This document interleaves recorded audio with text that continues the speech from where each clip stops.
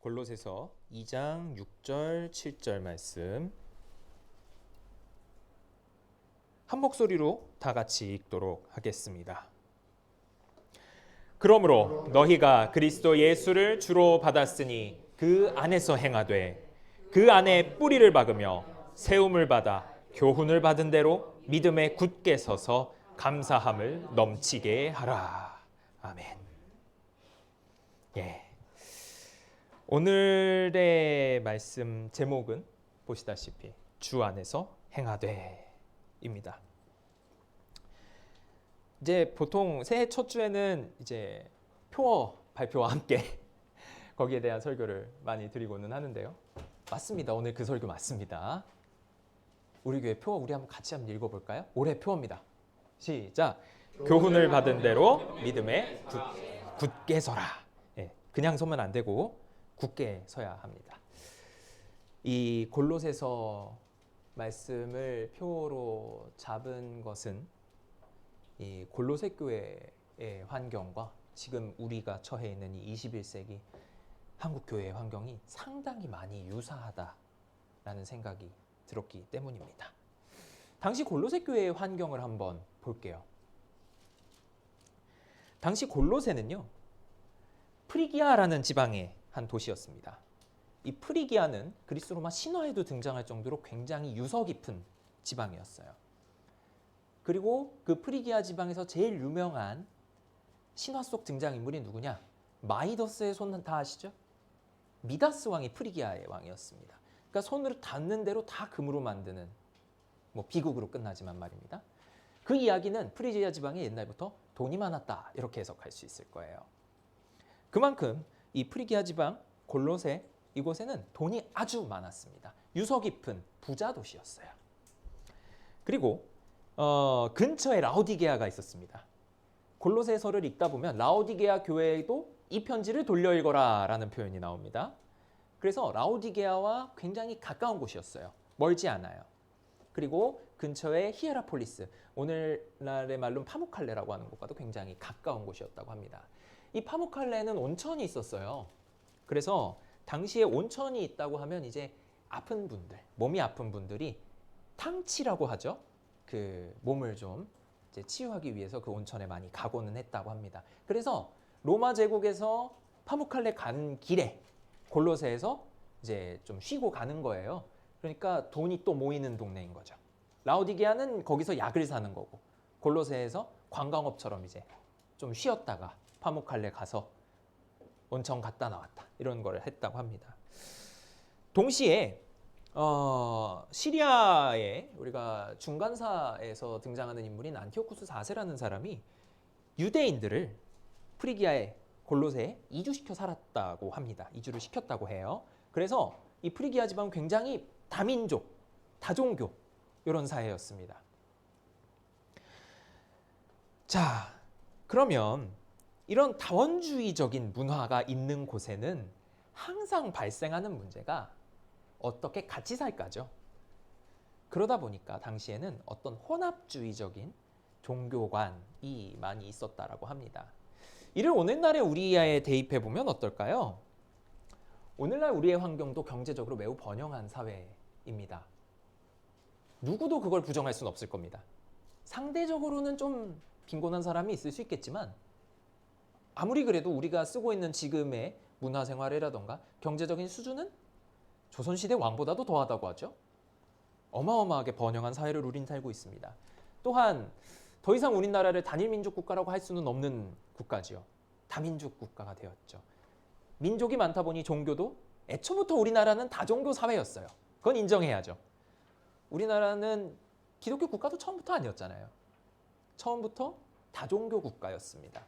우리나라가 세워질 때부터 불교도 있었고 천도교도 있었고 도교도 있었고 뭐 유교도 있었고 여러 많은 종교가 공존하던 나라였습니다.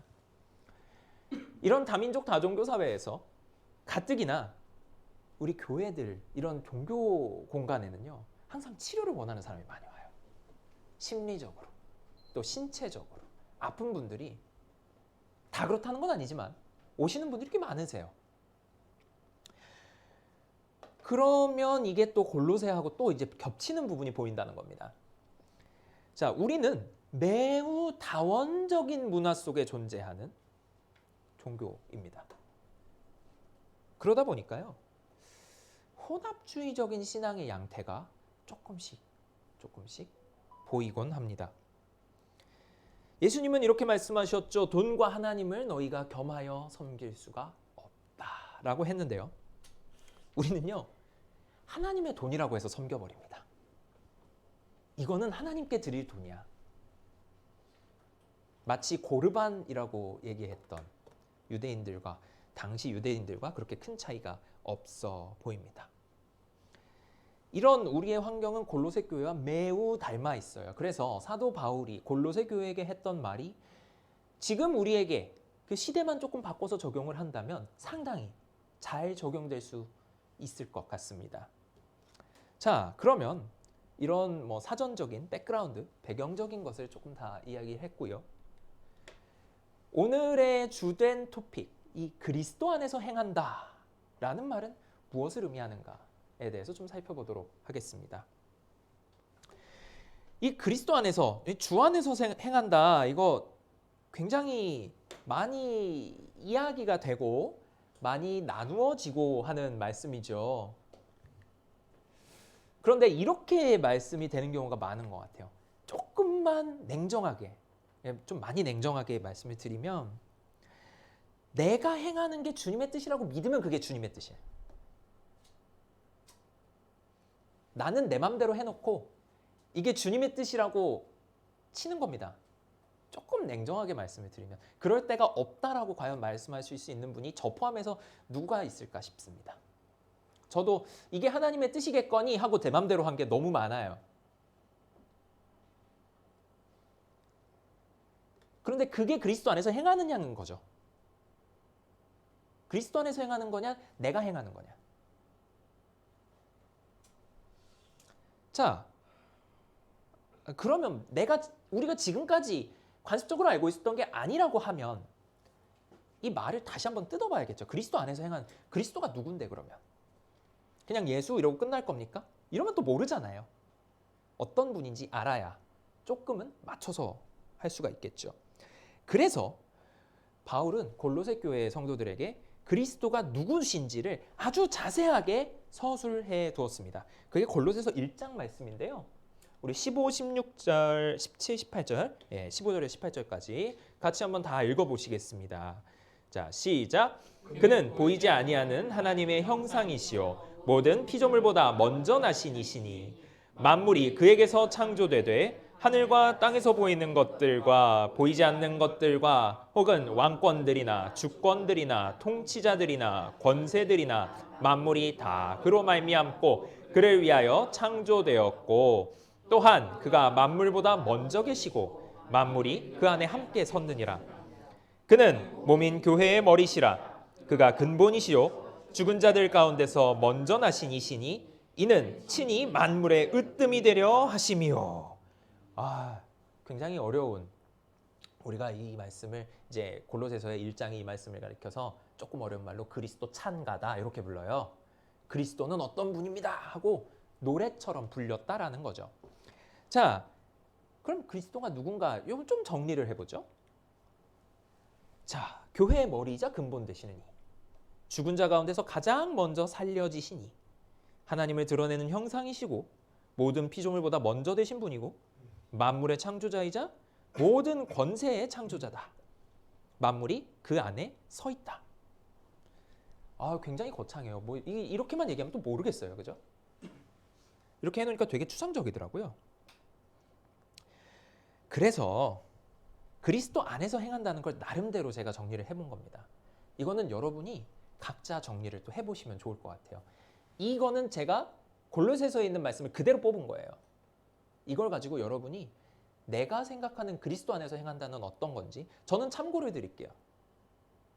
제가 드리는 거는 어디까지나 참고를 드리고 여러분이 한번 또 댁에 가서 생각해 보시는 거 좋겠습니다. 제가 생각한 그리스도 안에서 행하는 거는 이런 겁니다. 우리가 뭘 하든 것과 상관없이 예수 그리스도의 몸인 전 세계 교회의 일원임을 자각하면서 행동하는 것이다. 만물이 그 안에 함께 서 있다라고 했기 때문에 그리스도 안에서 서 있는 거예요. 그러면 내가 행하면 그게 그리스도 안에서 행하는 것인 게 논리적으로 맞거든요. 그렇기 때문에 내가 무슨 일을 하든 주를 위해 해야만 하는 거예요. 또 내가 뭘 하는 것과 상관없이 예수 그리스도의 형상을 모방하는 자로서, 우리 작은 예수라고 하잖아요. 우리의 행동이 다른 이들에게는 사소한 것조차도 그게 하나님이 하는 일로 비춰진다는 겁니다. 그게 우리가 증인이라는 간단한 단어로 축약되는 겁니다. 뭐 이거는 어디까지나 제가 정리한 거예요. 여러분들도 댁에서 골로새서 말씀을 다시 한번 묵상하시면서 내가 생각하는 그리스도 안에서 행한다는 무엇인지를 꼭 한번 정리해 보시기를 권해드립니다. 자, 바울은요, 이 그리스도 안에서 행한다라는 것을요, 비유를 합니다. 이게 좀 어렵잖아요. 말이 어려우니까 이제 비유를 좀 해서 해석을 하고 있거든요. 자, 본문에 나온 것들을 우리가 다시 한번 좀 찬찬히 보도록 할게요. 방법론입니다. 자, 첫 번째, 우리 오늘 말씀에 보면 그 안에 뿌리를 박으며 라고 7절에 나와 있습니다. 자, 뿌리를 단단히 박는다. 자, 뿌리를 박는다는 건 뭐냐면 교회는 식물이라는 거예요. 자, 근데 우리가 이 식물이라고 하는 거에 약간 부정적인 뉘앙스가 있죠. 야, 이 식물인가? 이러면 안 되잖아요. 이거는 이제 그 뜻이 아니다라는 거 기억해 주셔야 됩니다. 능력이 없다라는 뜻으로 식물을 얘기한 게 아니다. 아무런 능력 없는 식물 교회를 얘기하는 게 아닙니다. 능력이 있지만 식물인 거예요. 왜? 식물은요, 근원이 뿌리가 땅에 박혀 있습니다. 그리고 움직이는 식물 혹시 보신 분 있으신가요? 예, 그 아주 극소수의 예외를 제외하면 대부분 그냥 박혀 있지요. 그 극소수의 예외도 아마 바울은 몰랐을 겁니다. 움직이지 않아요. 근원이 명확합니다. 그리고 사람이 물을 주는 것을 제외하고서 그냥 들풀 같은 걸 생각해 보죠. 영양분을 어떻게 얻어야 되죠? 비 오면 비가 물이고 햇빛을 주면 햇빛이 영양분입니다. 그러니까 그 은혜가 온전히 하늘에서 나요. 자, 그 다음 사람이 뿌리는 것을 제외하고 식물은 자기 혼자서 심어지나요? 뭐 사람이 뿌려도 마찬가지죠. 자기 혼자서 심어지는 경우는 없습니다. 그리고 이걸 정리해 보면 이렇죠. 자라나는 것은 하나님의 은혜에 기초합니다.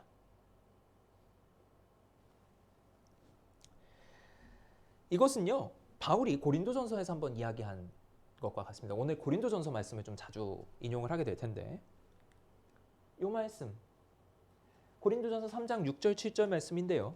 같이 한번 읽어보시죠.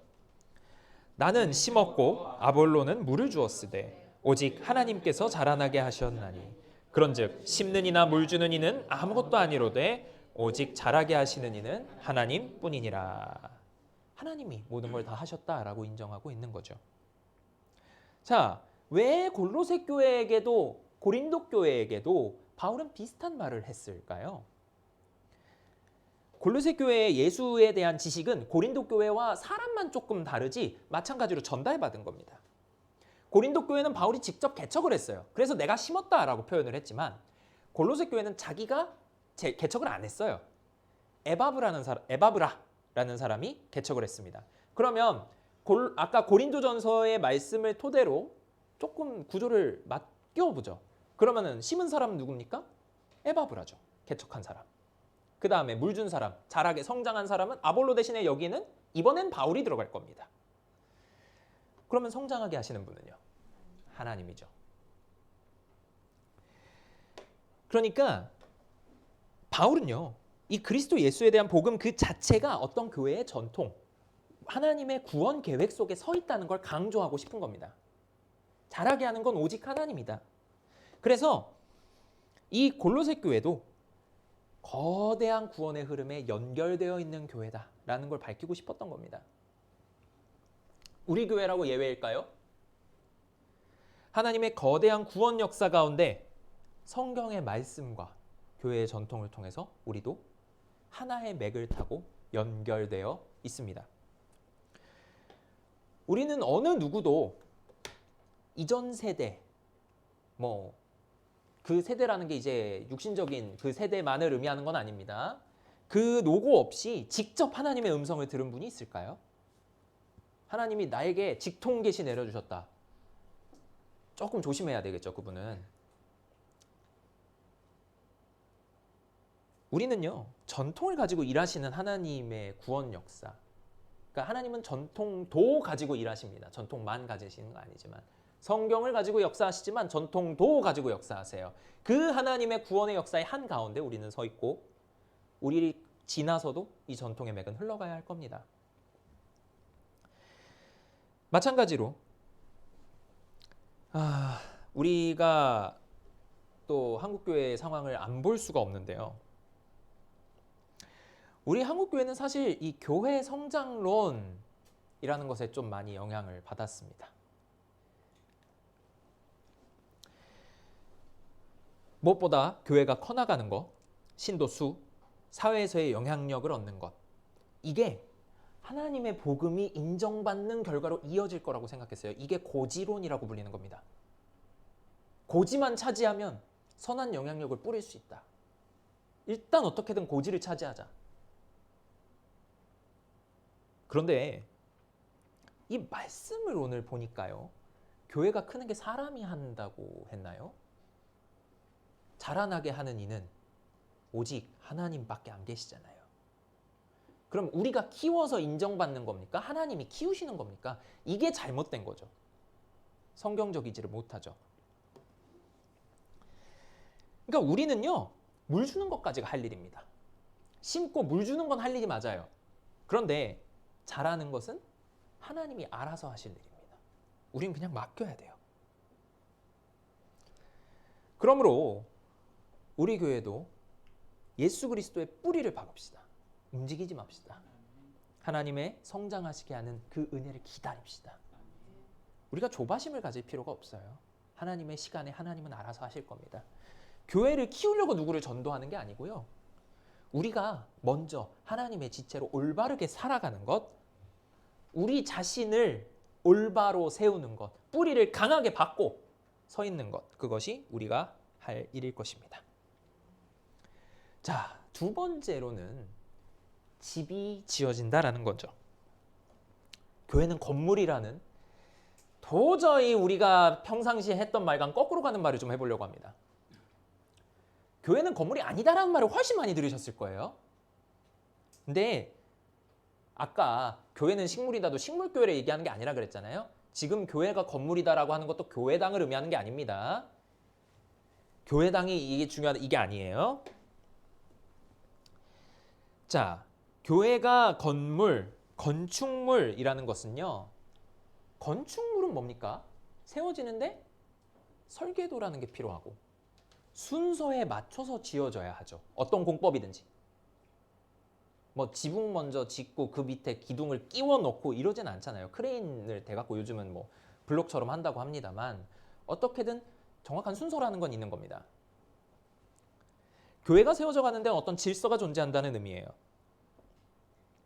그리고 바울은 이렇게 얘기를 해요. 예수 그리스도라는 기초 위에 각각이 세워나가는 게 교회다라고 얘기를 합니다. 고린도전서 아까 또 말씀을 드렸지만 고린도전서 3장에서는 또 이렇게 얘기를 합니다. 10절 11절 같이 한번 읽어보죠. 내게 주신 하나님의 은혜를 따라 내가 지혜로운 건축자와 같이 터를 닦아두매 다른 이가 그 위에 세우나 그러나 각각 어떻게 그 위에 세울까를 조심하일지니라. 이 닦아둔 것 외에 능히 다른 터를 닦아줄 자가 없으니 이 터는 곧 예수 그리스도라. 간혹 교회 내에서 이제 질서와 사랑이 충돌할 때가 있습니다. 어떤 때인지 여러분은 아마 어렴풋이 알고 계시리라 생각합니다. 질서와 사랑이 충돌할 때가 있어요. 어떤 분들은 질서가 중요하다고 얘기하시고 어떤 분들은 사랑이 더 중요하다고 얘기하실 겁니다. 하지만요. 쭉쭉 이렇게 제가 좀 적어 놓긴 했는데 사랑은 질서 없이 품는 게 아닙니다. 화평도 질서 없이 만드는 게 아닙니다. 질서 없는 화평은요, 화평이 아니라 일시휴전입니다. 사람은 다 악해서요, 잠깐 품어주면요, 그 안에서 또 딴 데로 가요. 경험해 보셨을 겁니다. 그래서 사도 바울은 이렇게 얘기합니다.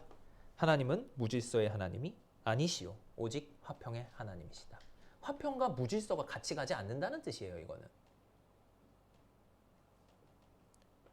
그리고 14장 40절, 모든 것을 품위 있게 하고 질서 있게 하라. 모든 것을 말입니다. 하나 더 말씀을 드리자면, 교회가 건물이라는 것은 건물 안에 사람이 산다는 뜻이에요.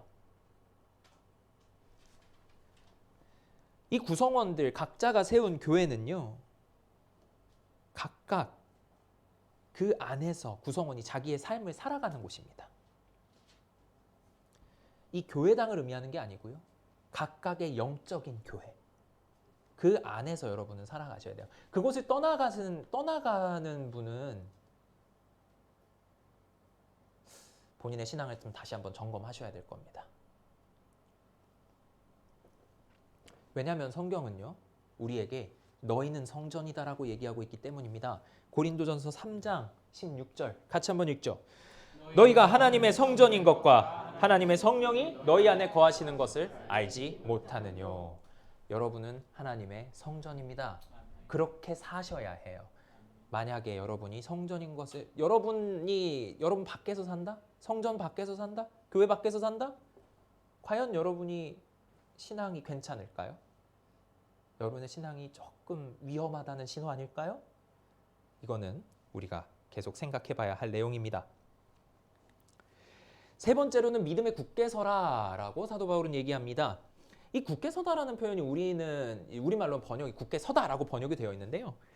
이제 헬라어 원어로는 베바이오스라는 표현이 되어 있어요. 이제 베바이오 뭐 이거는 그냥 알아만 두세요. 법률 용어입니다. 법률 용어로요.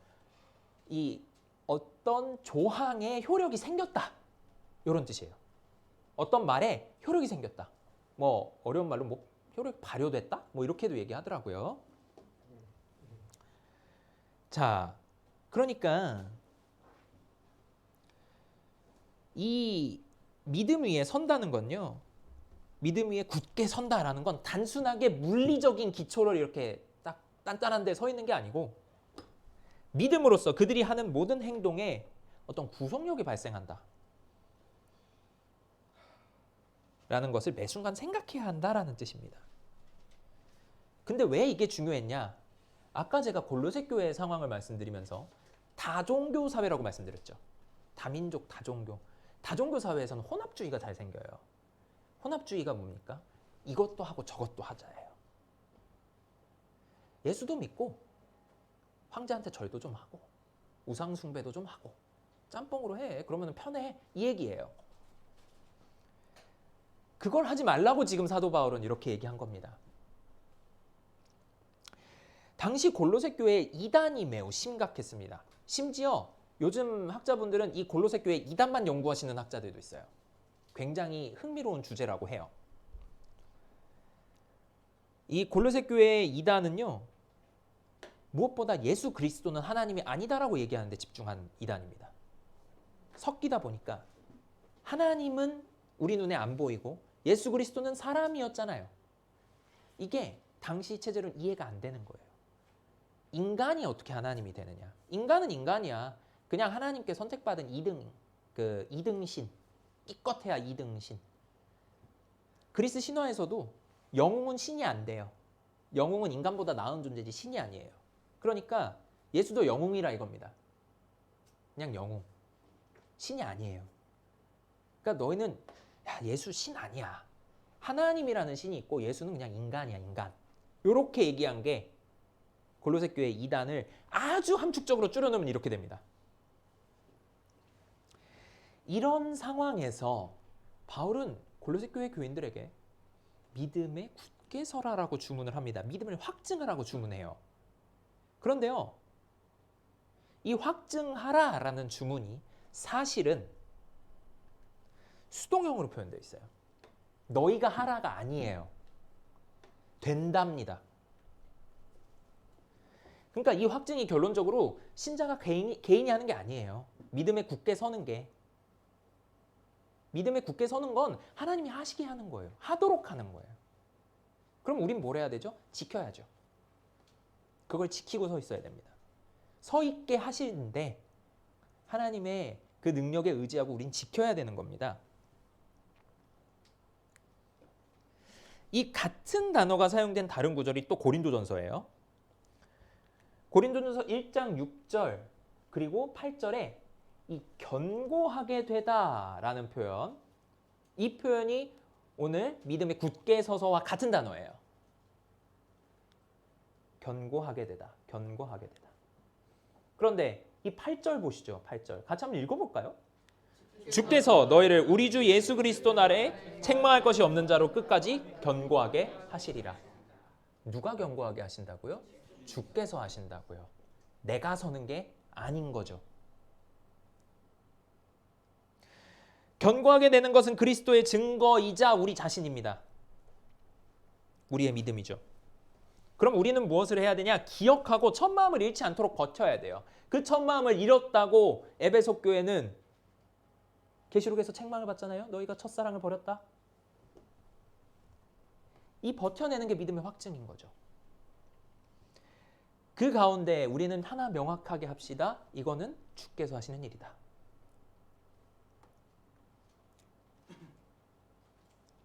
네, 요거. 자, 그러면 우리는 이제 무엇을 해야 하느냐? 이거를 통해서 우리가 뭘 해야 되느냐? 감사함을 넘치게 해야 합니다. 어려운 표현이에요. 감사함을 넘치게 한다. 다시 표현하면, 다시 해석을 하면 감사함에 뛰어나야 한다 라는 표현입니다. 너희가 감사함에 뛰어나야 한다. 더 어렵죠? 자, 이 표현의 양식을 어떻게 종합할 수 있을까요? 예수 그리스도라는 터 위에 식물로서의 교회는 전통과 구원을 가지고서 와요. 그리고 하나님의 은혜로 성장해요. 마찬가지로 건축으로서의 교회는 질서를 가지고 사람이 살아가는 곳이에요. 그리고 믿음으로 확증한다는 것은 처음 것을 지켜내는 가운데 하나님이 그렇게 하시는 거예요. 그것의 최종적 표현 양식은 하나님께 감사하는 거죠. 왜죠? 교회가 자라나는 거 하나님이 하셨어요. 그 안에 사람이 살도록 우리를 교회로 건물로 인정하신 게 하나님이에요. 하나님이 그 안에 계시니까. 하나님의 성령이 너희 안에 계시니까. 그리고 믿음으로 확증하는 거 하나님이 하신다니까요. 그러면 뭘 해야 돼요? 우리는 하나님께 감사하는 것밖에 할 일이 없지 않나요? 되게 복잡하게 제가 말씀을 드렸지만 정리하면 이거예요. 최종적 표현은요. 감사함이 넘치는 거예요. 감사함에 있어서 그 누구보다 뛰어나야 합니다. 모든 상황에서 감사할 줄 알아야 합니다. 그게 사도 바울의 고백이에요. 빌립보서 4장에 나온 말씀이죠. 일체의 비결을 배웠다.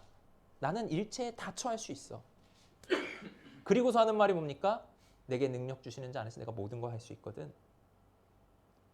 이게 세속적인 가치관하고 얽매여서 이렇게 얽혀가지고 모든 걸 내가 다 할 수 있다. 능력으로 튀어나오는 게 아니고요. 모든 상황 가운데서 버텨낼 수 있다. 나는 모든 상황 가운데서 감사할 수 있다. 라는 사도 바울의 고백입니다. 우리도 거기까지 노력은 해봐야죠. 감사함에 있어서 그 누구보다 뛰어난 게 그리스도의 제자 공동체입니다. 믿음으로 확증하는 것, 감사를 통해 드러나야 합니다. 같이 한번 읽어보죠.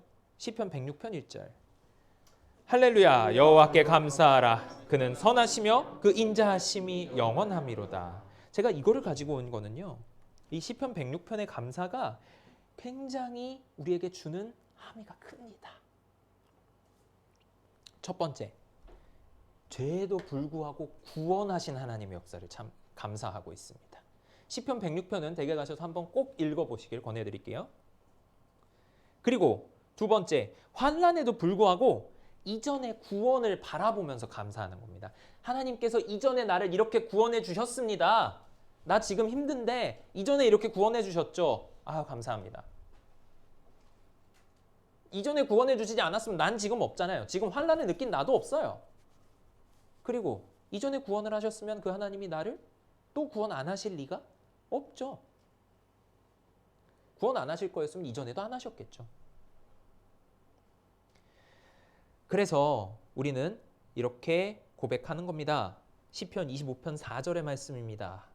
여호와여 주의 도를 내게 보이시고 주의 길을 내게 가르치소서. 이렇게 고백하게 됩니다. 오늘 결론입니다. 우리는요, 올 한 해 이 혼합주의적 신앙을 좀 경계해야 하겠습니다. 돈과 하나님을 겸하여 섬길 수 없다라는 주님의 말씀을 기억해야 합니다. 우리는 이 말씀을 기억하면서 자꾸 말을 바꿔서 어떻게든 하려고 해요. 하나님의 돈을 벌어야 된다고.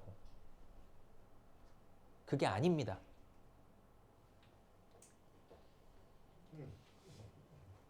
하나님의 돈을 번다고요?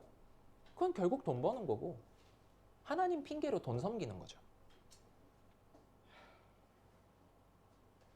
돈을 위해 하나님을 섬기는 거면 그거는 주인이 돈입니다.